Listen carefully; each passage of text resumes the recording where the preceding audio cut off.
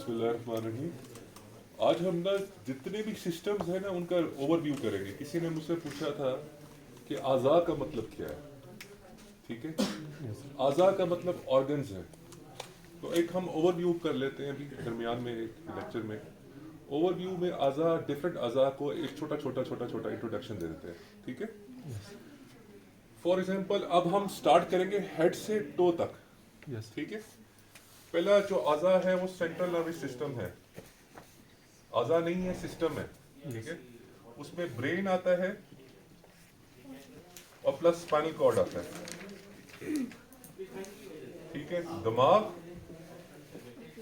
और रीढ़ की हड्डी नहीं, इसको हरा मग्ज नहीं कहते। रीढ़ की हड्डी, रीढ़ की हड्डी का है, रीढ़ की हड्डी तो वर्टिब्रल कॉलम होती है ना, इसको कहते हैं हरम मग्ज। अगर मैं सही हूँ मतलब मुझे इसके उर्दू में मानी बता दे। स्पाइनल कॉर्ड, ब्रेन और स्पाइनल कॉर्ड। ब्रेन जो है वो अखरोट, किसी ने देखा है? वो अखरोट की तरह होता है। ठीक है, अगर सामने से देखा जाए तो इसके दो हेमिस्फीयर्स होते हैं। ये मैं सामने से कह रहा हूँ। ठीक है, राइट होता है और लेफ्ट होता है, और आपस में इसको ज्वाइंट करने वाले भी होते हैं। फिर मिड ब्रेन आता है। ठीक है, फिर उसके पीछे हाइंड ब्रेन है, उसके बाद स्पाइनल कॉर्ड आता है। ठीक है, आमतौर पे अडल्ट्स के अंदर ये L2 लंबर स्पाइन, जो L2 और L3 हमारी लंबर स्पाइन होती है, ये वाली जो रीढ़ की जो पसलियों के नीचे वाली ये जो स्पाइन है, उसको लंबर स्पाइन वहां पर जाके टर्मिनेट हो जाता है, और यहाँ पर एक घोड़े की पूंछ जैसे पूंछ के फाइलम टर्मिनल होते हैं और साथ में फ्लेमम होते हैं। ठीक है, इस दिमाग के अंदर व्हाइट मैटर होता है और ग्रे मैटर होता है। व्हाइट मैटर बाहर की तरफ होता है। व्हाइट मैटर, व्हाइट से मुराद व्हाइट सफेद, मैटर, मैटर मतलब, ठीक है, और ये अंदर ग्रे मैटर भी होता है, और उसके अंदर फिर इंटरनल कैप्सूल भी होते हैं। लेकिन स्पाइनल कॉर्ड में उल्टा होता है, यहाँ ग्रे मैटर बाहर होता है, व्हाइट मैटर अंदर होता है, और व्हाइट अंदर होता है। ठीक है, मिड ब्रेन होता है। अच्छा, अब यहां पर नर्व्स होती हैं, नसें होती हैं। दो किस्म की नसें हैं। एक होती हैं क्रेनियल नर्व्स,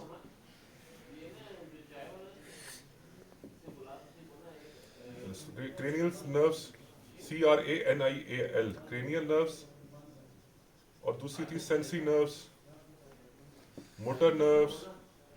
ठीक है, ये क्रेनियल नर्व्स के अंदर की पार्ट होती है। उसमें फिर सिंपैथेटिक होता है, पैरासिम्पैथेटिक होता है। मैंने बताया था सिंपैथेटिक और पैरासिम्पैथेटिक के बारे में। ठीक है, वो यहां से जब नर्व्स निकलती हैं, फॉर एग्जांपल हमारी सबसे पहली नर्व्स जो है, ठीक है, वो कौन सी हो सकती है? वो है, और दिमाग के ऊपर ही थोड़ा सा पढ़ लेते हैं, ऑल्फैक्टरी। ऑल्फैक्शन से मुराद है सूंघने की हिस्स। ये नाक के अंदर एक रीढ़ की हड्डी, सॉरी, नाक के अंदर की हड्डी के अंदर एक प्लेट होती है, इसको कहते हैं क्रिब्रीफॉर्म प्लेट। क्रिब्रीफॉर्म से मुराद पता है क्या है? ये प्लेट है ना, इसके सुराख होते हैं, और नर्व्स जो होती है वो यहाँ ऊपर पड़ी होती है, उसके अंदर से जाते हैं ऐसे ऐसे नर्व फाइबर्स। ठीक है, छोटे छोटे फाइबर्स। और जब यहाँ पर कोई स्मेल आती है ना, स्मेल के जरिए वो नाक के जरिए आगे की तरफ दिमाग में भेजते हैं। यहाँ से ये यहाँ पर पड़ी थी, इसको कहते हैं ऑल्फैक्टरी नर्व नंबर 1। ठीक है, उसके बाद नंबर 2 है ऑप्टिक नर्व। वो कौन सी नर्व होगी? ऑप्टिक से क्या मुराद है? आंखें। ठीक है, आंखों की नर्व है जो यहाँ पर जाती है, फिर क्रॉस होती है, क्रॉस होके हमारा ऑप्टिक का पता है निजाम की तरह दिखने का, वो इधर है पीछे ऑल्फैक्टरी लोब के अंदर। ऑप्टिक मतलब यहाँ पर, सॉरी, ऑप्टिक यहाँ पर ना, उसके लोब का नाम भूल गया मैं, यहाँ पर पीछे जाके। ठीक है, अच्छा, अब इसी तरीके से ऑल्फैक्टरी है, ऑप्टिक है, उसके बाद ट्रॉक्लियर है, ट्राइजेमिनल है, ये पढ़ेंगे हम CNS के अंदर। ठीक है, तो सेंट्रल नर्वस सिस्टम के बारे में आपको ओवरव्यू मिल गया। एक चीज याद रखना कि फिर यहाँ ही से इसी स्पाइनल कॉर्ड के जरिए जो है ना हार्ट को सिग्नल्स जाते हैं, जो मैंने बताया था ऐसे नोड को जा रहे हैं, रेस्पिरेटरी सेंटर यानी रेस्पिरेशन लंग्स को जा रहे हैं, स्टमक यहीं से स्पाइनल कॉर्ड के जरिए, उसके बाद बाकी सिस्टम रिप्रोडक्टिव ऑर्गन, उसके अलावा लेग्स, ये सारे के सारे यहीं से इस तरह से जा रहे हैं, जिसमें कुछ तो क्रेनियल नर्व्स हैं, कुछ सिम्पैथेटिक रिस्पॉन्स, उसमें सिम्पैथेटिक कुछ है, कोई पैरासिम्पैथेटिक, कुछ सेंसरी है, कोई मोटर है। मोटर से मुराद क्या होगा? ये मोटर हो रहा है मेरा मूवमेंट, मोटर गाड़ी से याद रखना। सेंसरी से मुराद है हिस्स। 5 हिस्सों के नाम बताएं। Sense of taste, sense of touch, sense of smell, उसके अलावा टच हो गया, vibration, sense of vibration, proprioception क्या होती है? प्रोप्रियोसेप्शन होती है कि अगर मैं खड़ा हूं तो मैं इस पोजीशन पे खड़ा हूं, सेंस ऑफ पोजीशन, मैं खड़ा हूं, सेंस ऑफ प्रोप्रियोसेप्शन। अगर कोई मुझे कहना ये उंगली ऊपर करो और मैं कहूँ कि ये ऊपर है तो मेरे सेंस ऑफ प्रोप्रियोसेप्शन है, और मैं कहूँ कि ये उंगली नीचे है मेरी प्रोप्रियोसेप्शन खराब हो गई। प्रोप्रियोसेप्शन याद रहेगा नाम, सेंस ऑफ प्रोप्रियोसेप्शन, ठीक है। मुश्किल मुश्किल अल्फाज है ना, मुझे कल बता रहे थे कि आप लोगों को थोड़ी मुश्किल हो रही है, मैं इसलिए कर रहा हूँ, ठीक है। फिर उसके बाद एक और सिस्टम देख लेते हैं, वो है डाइजेस्टिव सिस्टम। उर्दू में क्या कहते हैं? निज़ाम हाज़म, ऐसे ही लिखा जाता है। निज़ाम हाज़म के अंदर सबसे पहला जो हमारा जो है हिस्सा वो कौन सा है? मुंह, माउथ। उसके बाद क्या है? गला, उसको कहते हैं ओरोफेरिंक्स। ओरो से मुराद है मुंह का वाला हिस्सा, आगे पीछे फेरिंग्स, फेरिंग्स होते गला। उसके बाद स्टमक के दरमियान एक और चीज भी रहती है, ये कहाँ से पढ़ा है तुम्हारी लड़की? ईसोफेगस। उसके बाद स्टमक, उसके बाद स्मॉल इंटेस्टाइन, फिर लार्ज इंटेस्टाइन, ठीक है। उसके बाद रेक्टम और एनस, ठीक है। यहां से हर एक उसमें माउथ के अंदर फिर टीथ, ठीक है, कौन कौन से ग्लैंड्स जो है सिक्रीटरी ग्लैंड्स निकलते हैं, फिर ओरोफेरिंक्स से हम गुजरते हुए क्या फील होता है, फिर ईसोफेगस के अंदर से किस तरीके से निकलता है, उसकी लाइनिंग क्या है, इंटरनल लाइनिंग के अंदर की जिल्द कैसी है, स्टमक के कितने मसल्स हैं, उसके अंदर कौन कौन से ग्लैंड्स हैं, वो क्या क्या सिक्रीट करते हैं। अच्छा, यहाँ पर याद रखिए जाए कि स्मॉल इंटेस्टाइन में स्मॉल सी जगह जो होती है उसकी लिवर की होती है, जिगर की भी होती है और गॉल ब्लैडर की भी होती है, ठीक है। गॉल ब्लैडर जो क्या कहते हैं? पित्ता, पित्ता एक खास सिक्रीट करता है बिलीरुबिन, ठीक है। बाइल, जिसको बिलीरुबिन बाद में हम बोल देते हैं, बाइल सिक्रीट करता है।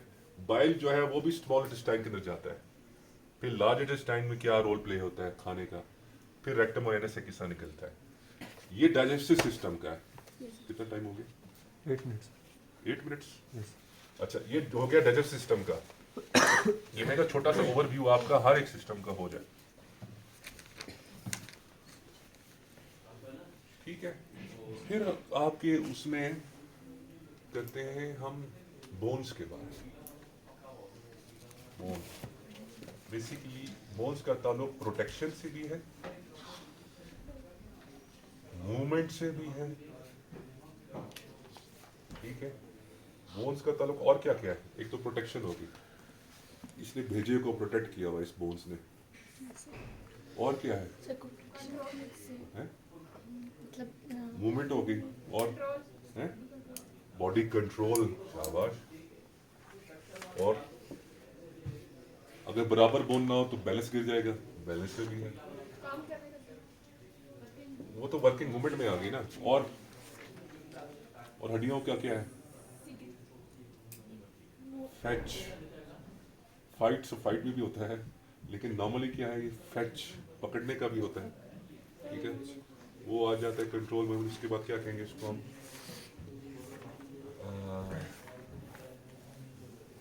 फेच हैंड से। अक्सर आप लोग ना क्या करते हैं, वो पाँव से भी लिखते हैं, कभी देखा पाँव से Yes, sir. कुताती करते हुए अक्सर लगते हैं, फेच एंड राइट, ठीक है। उसके अलावा हड्डियों के आगे ऊपर दांत लगे हुए हैं, इस हड जबड़े के ऊपर अगर दांत ना लगे हों, खाएंगे कैसे? ईटिंग भी है, असिस्ट इन ईटिंग, असिस्ट ये मतलब help in eating, help in eating. और बोन्स का क्या ताल्लुक है? नोज की कितनी हर तो बड़ी भी प्रोटेक्शन है। उसके अलावा पसलियां, ब्रीदिंग, ये ब्रीदिंग में हेल्प करते हैं बोन। Yes, sir. क्या नाम है इसका? रिब केज, रिब केज कहते हैं इसको। क्या कहते हैं? Rib cage. ये बैरल शेप होता है, जिसमें बटक क्या कहते हैं, बकेट होती है, जैसा नहीं होता हैंडल बार, बकेट क्या कहते हैं उसको यार, जैसा बाल्टी नीचे से खुली और ऊपर से खुली, तो उसका की बकेट शेप होती है। और बकेट शेप करते तो ये एक्सपैंड करता है, हेल्प करता है लंग्स को ब्रीदिंग में। और हड्डियाँ क्या करती हैं? बहुत इंपॉर्टेंट चीज, ब्लड। ब्लड कहाँ बनता है? किसी ने सवाल किया था मुझसे, वो कहाँ बनता है ब्लड? मैंने बताया भी था। खून कहाँ बनता है? किसी ने पूछा था मुझसे। उस मेख के अंदर मैंने बताया भी था कि कहीं आपने बड़ी गोश्त की मेख खाई है, तो मेख के अंदर बनती है ब्लड। तो ब्लड जो है वो लंबी टांगों में, जो बड़ी टांगें होती हैं, स्टर्नम हो गया, ये नीचे कौन सी है हमारी लेग्स की टांगें हैं, बताएंगे इसके नाम भी, फीमर हो गया, ठीक है। बाकी बोन्स के अंदर जो अंदर खुलिया होते हैं ना, अक्सर आपने खाई है मेखे नहीं की, तो इस तरह करके किसी ने नहीं उतार के खाई, वो उसके अंदर होता है, ब्लड बनता है। और समझ आई? ब्लड उसमें। और इसके अलावा क्या बनता है? ऑक्सीजन एक चीज होती है, उसको कहते हैं इंट्रोशियस। थोड़ा सा बढ़ा दूं, बता दूं, थोड़ा मुश्किल है लेकिन, इंटर ऑशियस इंजेक्शंस। चलो तुम लोगों को ये याद नहीं रखना, जैसे कैनुलास होते हैं ना, इधर चलते हैं ना, Yes, sir. कभी कभार हमारे पास होते हैं इतना सुई की तरह ना, बड़ा मोटा स्ट्रॉन्ग इंट्रोशियस होता है, जो कील की तरह बोन के अंदर ट्रांसफ्यूज किया जा सकता है, बोन के अंदर, हड्डी के अंदर। लेकिन आप लोगों ने तो मसल में लगाना है, हड्डी के अंदर कोशिश नहीं करनी। पर आप लगाते हैं। हाँ, पर आप तो लगाते हैं। हम जो लगाते हैं वो लगाते हैं हम उस स्पेस के अंदर, हम हड्डी में नहीं लगाते। पर जो नी में लगता होता है इंजेक्शन, नहीं वो नहीं है, सर दूसरा सर वो अलग चीज है। रीढ़ की हड्डी में लगाते हैं। हम रीढ़ की हड्डी के अंदर की स्पेस में लगाते हैं, जो लग गया ऑपरेशन से पहले। यहाँ से निचला धड़ हम सुन कर देते हैं, वो अलग चीज़, वो हड्डी में नहीं लगता, वो स्पेस में लगता है, सब एक्वेंट स्पेस में लगता है। स्पेस होती है जो रीढ़ की हड्डी की गेंद होती है, पानी होता है उसमें, हम उस पानी के अंदर फेंक देते हैं तो वो सुन कर देती है पूरे इसको निचले Yes, धड़ sir. को, वो अलग चीज़, स्पाइनल एनेस्थीसिया, ठीक है। और कोई चीज़, हड्डी क्या करती है? आपके चेहरे की, जो ये चेहरा है ना, जो आप माशाल्लाह अल्लाह ताला ने इतना खूबसूरत चेहरा बनाया है, इस चेहरे की overall features, facial features, facial features,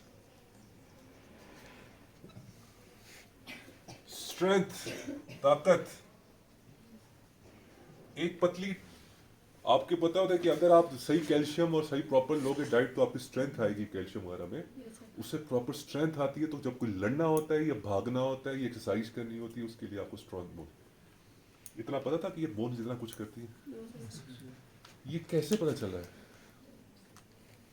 कि जब आपने सोचना शुरू किया है, आपने जहन इस्तेमाल किया। मैंने कहीं किताब तो नहीं पढ़ी है, हमें सोचते हैं हम लोग, हमें ये आदत आप लोगों में डालें, सोचने की आदत। अगले होमवर्क में मत करना ऐसे, ठीक है। मैं क्लास में उनको बैठाऊंगा जो अपना दिमाग इस्तेमाल करते हैं, जो अपना दिमाग इस्तेमाल नहीं करते उनको मुश्किल है, ठीक है। सर ये मैसेज मैंने आपको भेजा है। ये बंद करना यार।